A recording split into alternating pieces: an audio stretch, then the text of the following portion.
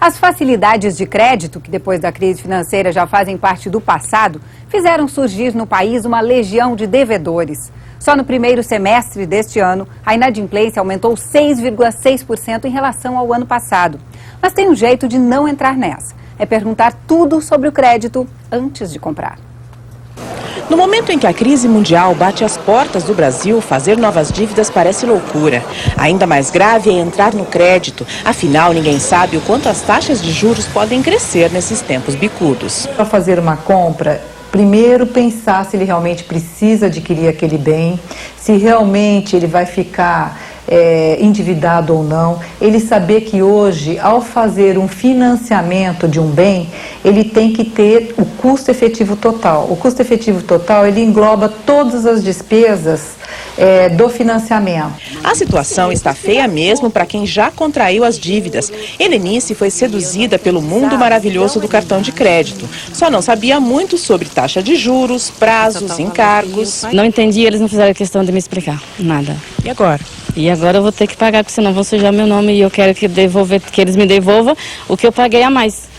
Porque tudo isso aqui é um absurdo, esse juro que eles estão cobrando. Casos como o de Helenice não são raros. Aliás, a maioria dos consumidores acumula dívidas muito maiores. Calculam mal e, na hora de pagar, percebem que a prestação não cabe no bolso. Isso é o que mostra a mais recente pesquisa do Serasa. A inadimplência cresceu 6,6% de janeiro a agosto de 2008, na comparação com números do ano passado. Além do endividamento do consumidor, no primeiro semestre nós tivemos a inflação pressionando a renda familiar. E agora, para o segundo semestre, nós temos aí a pressão de juros e também agora, mais recentemente, a expectativa sobre a crise. Os principais credores são os bancos, que acumulam 43% dos problemas com pagamentos no país. Logo depois, com 32%, vêm as dívidas com cartões de créditos e financeiras. Em terceiro lugar, aparecem os cheques sem fundos. Além dos bancos serem os maiores fornecedores de crédito, há também o uso muito grande do cheque especial. O brasileiro complementa a sua renda com cheque especial. E isso acaba virando problema mais tarde. É um pecado capital. É um pecado capital, uma falta de educação financeira. Um conselho é repensar os hábitos de consumo e se informar muito bem antes de fazer qualquer dívida. Sempre tem que procurar saber quais são as taxas envolvidas naquela contratação. Tem que saber se tem taxa de abertura de cadastro, qual é o juro, se porventura vem antecipar o pagamento, que desconto vai ser concedido. Então, nunca deixe de esclarecer todas as suas dúvidas na hora de fazer compras ou adquirir um cartão. Se dinheiro na mão é um vendaval, os juros de um parcelamento podem provocar um terremoto na vida dos devedores. Quem fala mais sobre a menor oferta de crédito nesta hora de crise econômica é o Nelson de Souza. Ele é professor de finanças do IBMEC aqui do Rio. Bom, no segundo bloco a gente acabou de mostrar que as pessoas estão tendo mais acesso aos bens duráveis, né? Televisão, computador, geladeira. Mas isso tem um preço, né, Nelson? Isso tem um preço. E as pessoas têm tomado esse crédito sem avaliar exatamente as consequências e a implicação disso. E alguns créditos são caros e devem ser evitados, como por exemplo cheque especial, foi mencionado, e também cartão de crédito. Nos últimos meses, o cartão de crédito se expandiu. É um meio interessante para pagamento, mas ele deve ser feito o pagamento todo no vencimento, não parcelar. Em alguns casos, o juro do cartão de crédito chega a 10,5%, 11% ao ano, o que significa 250%, 10, 11,5% ao mês, o que significa 250% ao ano. Ou seja, de cada R$1 que você pegou emprestado, vai pagar R$13,50.